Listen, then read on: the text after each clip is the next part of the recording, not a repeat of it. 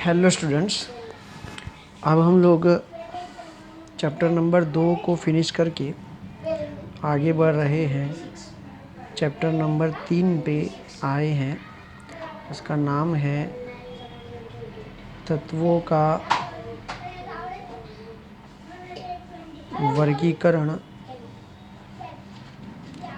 एवं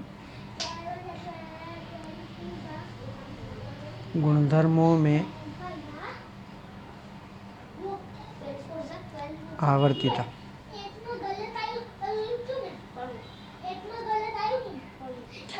देखो, ये चैप्टर 3 में इस साल के लिए ऐसा बोला गया है कि 3.1 से 3.4 तक हमको कुछ नहीं जो है वो एग्ज़ाम में पूछना है। 3.5, 3.6 और 3.7 टॉपिक जो है वो हम लोगों को एग्ज़ाम में पूछना है। तो हम लोग भी क्या कर रहे हैं कि भाई हम लोगों को यदि वक्त मिलेगा तो 3.1 से 3.4 में जो भी सारी चीज़ें हैं वो मैं अभी फ़िलहाल आपको संक्षिप्त में समझा देता हूँ। उसके बारे में आपको थोड़ी थोड़ी जो महत्व की जानकारी है वो मैं आप लोगों को दे देता हूँ। लेकिन उसके बाद हमको मौका मिला और स्कूल में आने का मौका मिलेगा तो वो हम लोग चलाएंगे। लेकिन इतना है कि इस चैप्टर में जो बोर्ड में जो मुद्दे एग्ज़ाम के लिए पूछने के लिए रखे हैं उसके लिए जो ज़रूरी जानकारी है वो मैं आपको सारी की सारी दूंगा। ऐसा नहीं कि मैं 3.1 से 3.4 नहीं चला रहा हूँ तो उसको पूरा ही डिलीट कर देंगे, ऐसा नहीं है। वो हम लोग स्कूल में जब चालू होंगे तो पढ़ाएंगे। और अभी भी जो भी हमको जो भी ज़रूरी चीज़ होगी वो मुझे याद है, वो मैं आप लोगों को धीरे धीरे समझाते हुए जाऊँगा। ठीक है, अब शुरू करते हैं वही से 3.1 और 3.4 के बीच में जो जानकारियाँ हैं वो मैं आप लोगों को सारी की सारी उसमें से जो ज़रूरी वो सारी चीज़ें समझा देता हूँ। तत्वों का वर्गीकरण एवं गुणधर्मों में आवर्तिता, उसका मतलब ये हुआ कि शुरुआत में जो तत्व प्राप्त थे उनकी संख्या बहुत कम थी, इसलिए उनको उनके भौतिक गुणधर्मों के आधार पर सरलता से समझ सकते थे, उनको पहचान लेते थे। लेकिन जैसे जैसे खोज आगे बढ़ती चली गई, जैसे जैसे नए नए तत्व प्राप्त होते गए, फिर उनको उनके गुणधर्मों भौतिक गुणधर्मों के आधार पर, मतलब कि उनको देख कर, उनको छू कर, ठीक है ना, ऐसे भौतिक गुणधर्मों को समझ कर उनको भौतिक गुणधर्मों से हम लोग उनको याद रखना मुश्किल हो गया था।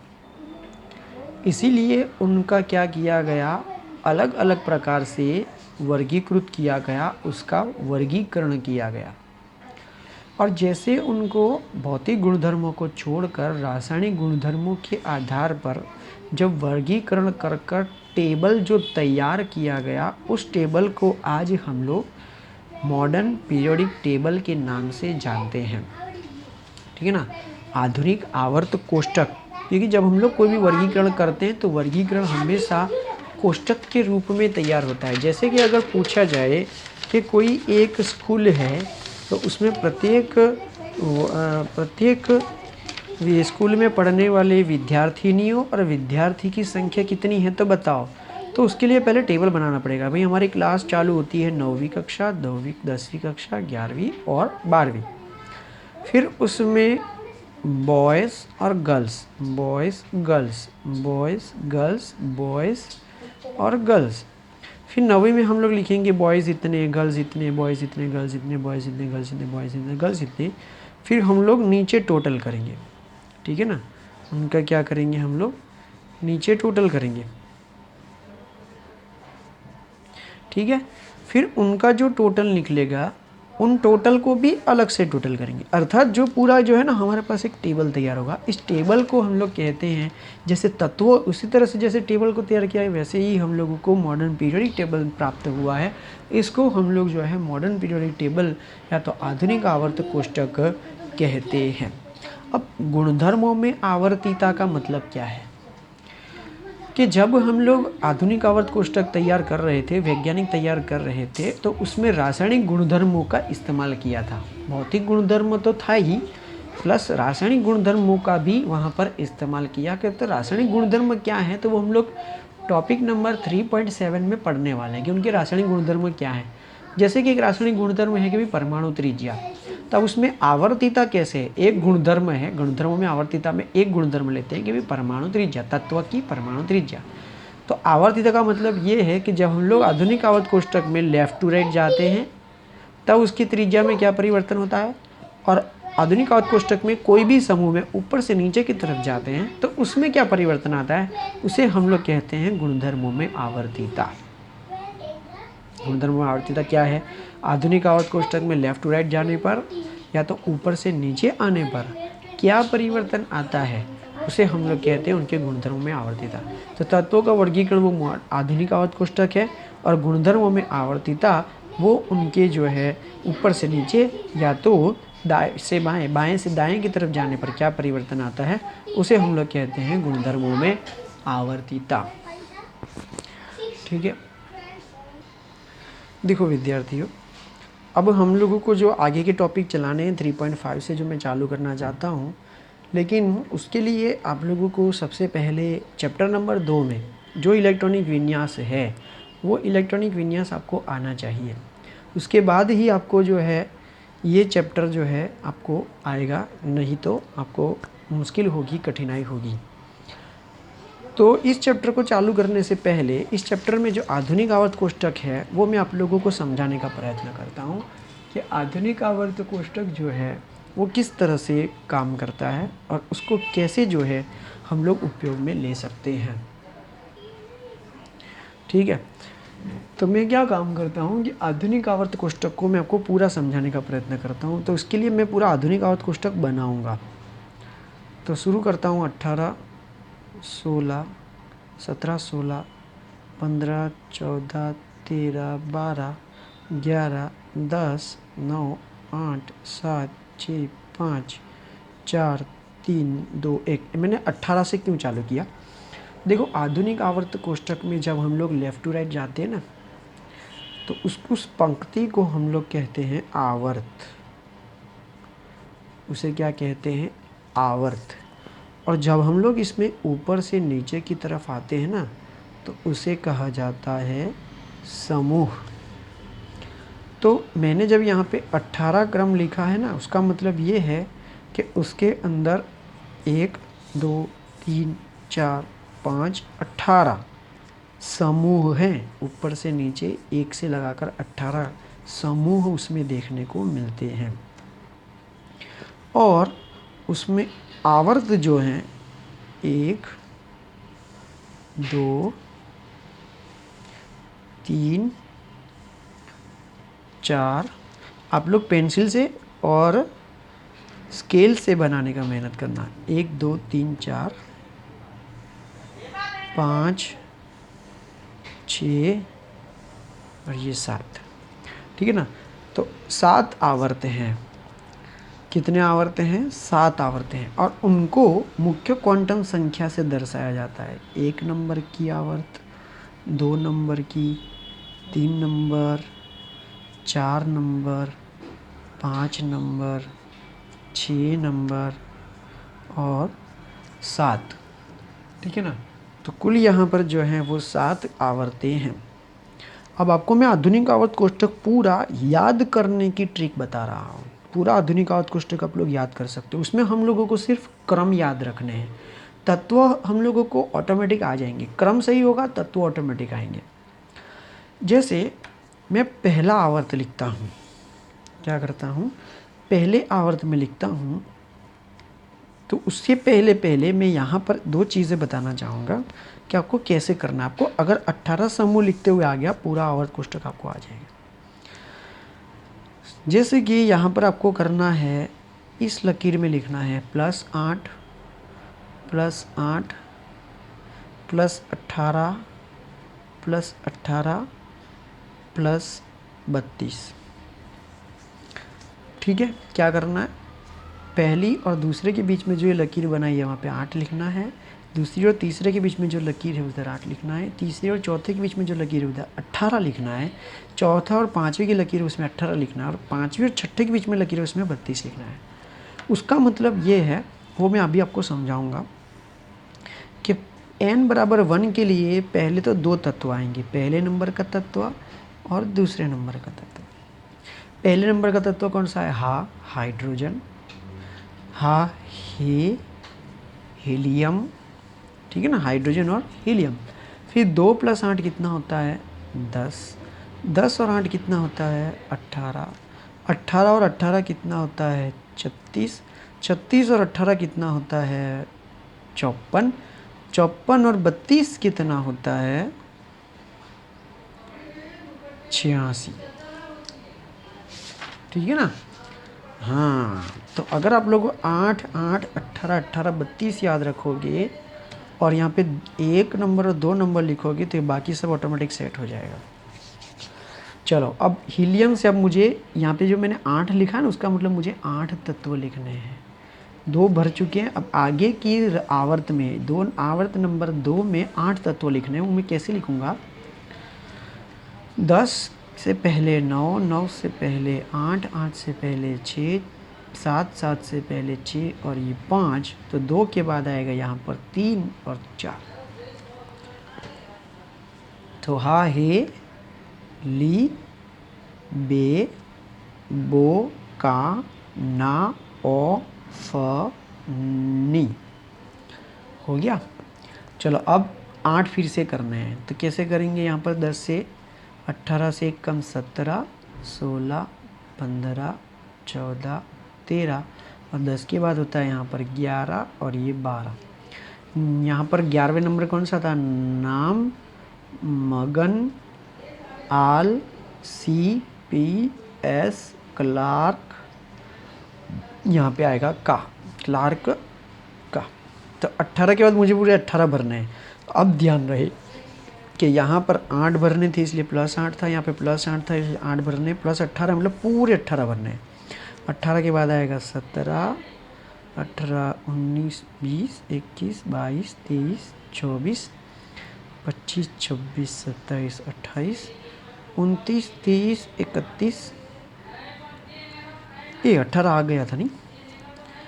19, 20, 21, 22, 23, 24, 25, 26, 27, 28, 29, 30, 31, 32, 33, 34 और 35। देखो 36 ऑटोमेटिक सेट हो गया। चलो, क्लॉर्क का 21 से कौन सा था? साइंटिफिक, टीवी, क्रोमा, फेकोनी, कोजी। देखो 30 तक तो आपको आता ही था। अब 36 से आगे हम लोग 18 भरेंगे। 37, 38, 39, 40, 41, 42, 43, 44, 45, 46, 47, 48, 49, 50, 51, 52, 53 और 54। बोलो ऑटोमेटिक सेट हो गया। हाँ, ठीक है। अब 54 के बाद 32 भरने हैं। आप बोलोगे सर ये 18 ही लकीरें हैं तो हम 32 कैसे भर सकते हैं? तो मैं बता रहा हूँ 32 को कैसे भरना है कि आपको एक ट्रिक इस्तेमाल करनी है। 32 के बाद 53, 54 के बाद 55, 56 और 57 के बाद स्टॉप हो जाना है। 57 के बाद क्या हो जाना है? स्टॉप। तो 57 के बाद 58 हमको यहाँ नहीं लिखने हैं, तो कहाँ लिखने हैं? तो हम लोगों को नीचे 1-2 पंक्तियाँ बनानी हैं जो 14 लकीरों की होगी। यहाँ से 1 से चालू करते हैं, यहाँ पे 1 है तो 14 लकीर होगी, तो ये 58, 59, 60, 61, 14 यहाँ तक है। यहाँ तक है। 62, 63, 64, 65, 66, 67, 68, 69 और 72। ठीक है ना। 72 तो कितने हुए? 13, 72, 71 कितने हो रहे हैं?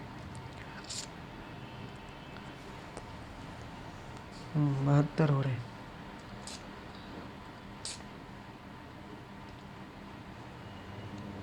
क्यों ऐसा हो रहा है? 1, 2, 3, 4, 5, 6, 7, 8, 9, 10, 11, 12, 13, 14।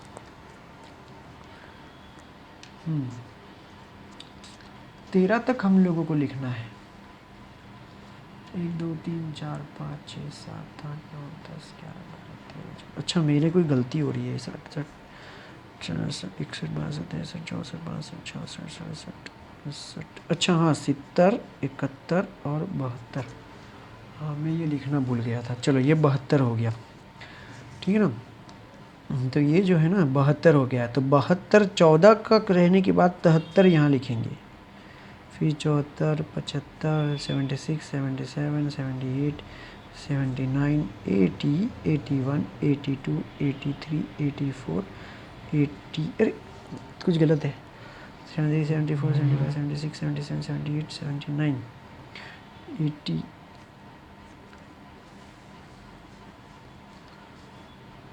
अरे रे 15वां में लिख दिया 72। 15वां नहीं आएगा, यहाँ पे आएगा 72 73 74 75 86 77 78 79 80 81 82 83 84 85 86। हाँ अब हो गया, ठीक है ना। तो इसको ध्यान से करना, प्रैक्टिस करने पर ये आएगा, ठीक है ना। ऐसे ही नहीं आएगा। मैंने भी जो है 1 साल के बाद चलाया है, 1 साल नहीं 1.5 साल हो गया। ये तो जो है हम लोग जुलाई महीने में चला देते हैं अब, और 2-3 महीने ऊपर हो गए हैं, दिवाली भी चली गई, ठीक है। तो थोड़ी जो है गिनती में ध्यान रखना है।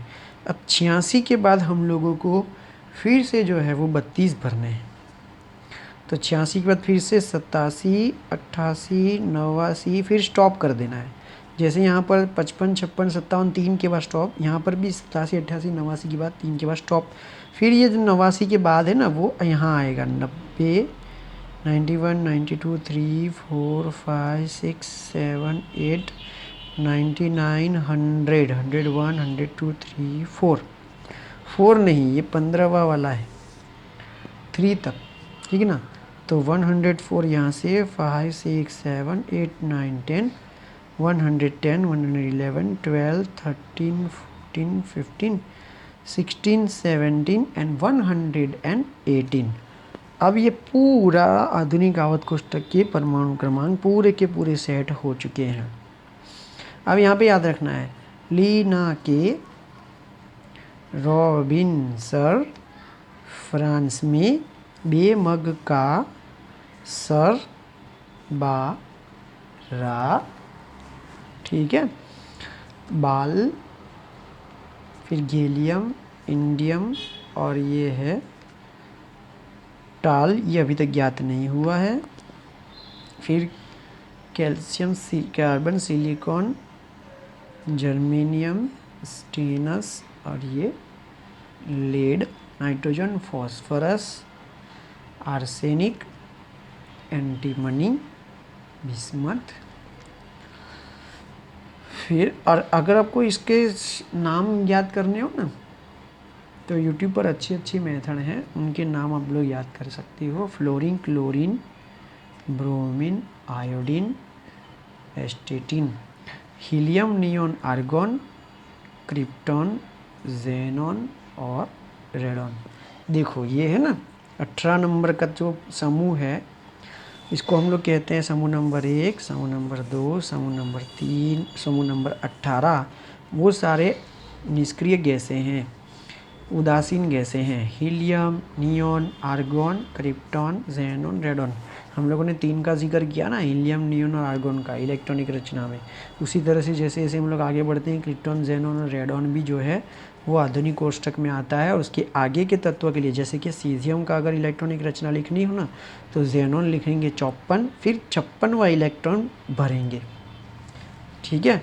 अगर आपको 38 नंबर का इलेक्ट्रॉनिक विन्यास लिखना है तो 38 से पहले 36 आ जाएगा क्रिप्टॉन, ठीक है ना। क्रिप्टॉन के बाद हम लोग 2 इलेक्ट्रॉन वो आने वाली कक्षा को में भरेंगे, ठीक है ना, जैसे हम लोगों ने सिखाया था इलेक्ट्रॉन आधुनिक इलेक्ट्रॉनिक विन्यास के अंदर।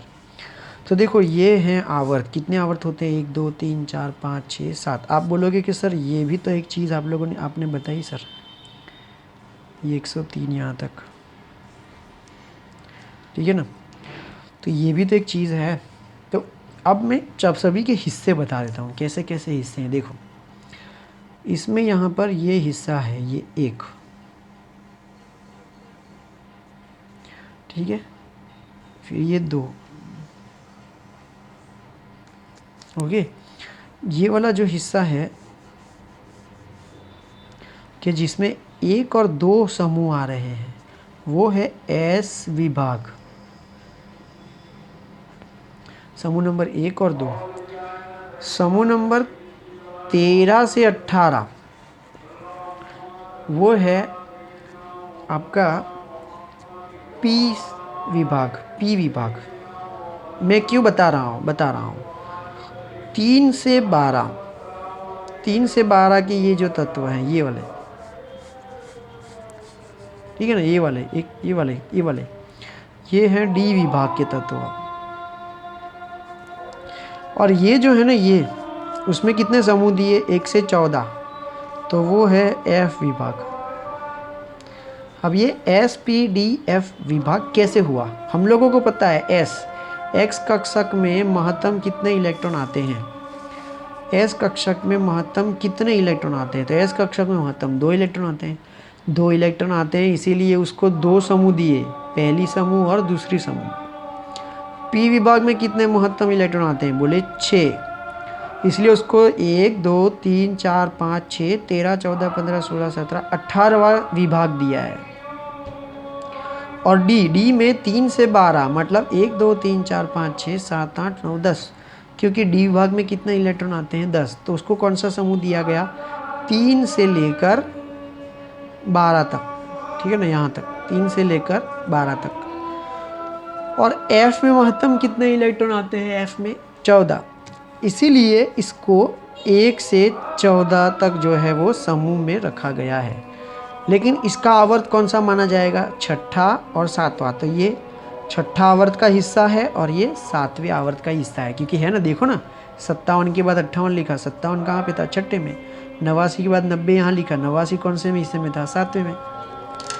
लेकिन आप बोलोगे कि सर 57 के बाद 58 यहाँ क्यों नहीं लिखा, उसको डी विभाग में क्यों नहीं लिखा, और उसको 58 वाले तत्वों को या 90 वाले तत्वों को एफ विभाग में क्यों लिखा, डी विभाग की जगह एफ विभाग में क्यों लिखा, क्योंकि ये जो एस पी डी और एफ विभाग में जो भी तत्व भरे गए हैं वो कैसे भरे गए हैं, मानो कि जो कोई भी तत्व होता है, मानो कि एक्स तत्व है, तो उसकी इलेक्ट्रॉन रचना लिखी जाती है, इलेक्ट्रॉन रचना लिखने के बाद उसकी इलेक्ट्रॉनिक विन्यास लिखी जाती है, इलेक्ट्रॉनिक विन्यास में उसका अंतिम इलेक्ट्रॉन देखा जाता है, अंतिम इलेक्ट्रॉन कौन सी कक्षक में भर रहा है, ठीक है ना, अंतिम इलेक्ट्रॉन कौन सी कक्षक में भर रहा है। जैसे कि मैं एक एग्जांपल लूँ कि भाई हमारे पास ये फ्लोरीन है, ठीक है ना, फ्लोरीन में हम लोग इलेक्ट्रॉन भरते गए, 2s2 भर लिया, 2p5 भर लिया, 2 भर लिए, यहाँ पे भर रहे हैं, 5 भर रहे हैं, 1 2 3, चौथा और 5वां, तो अंतिम इलेक्ट्रॉन कौन सी कक्षक में है,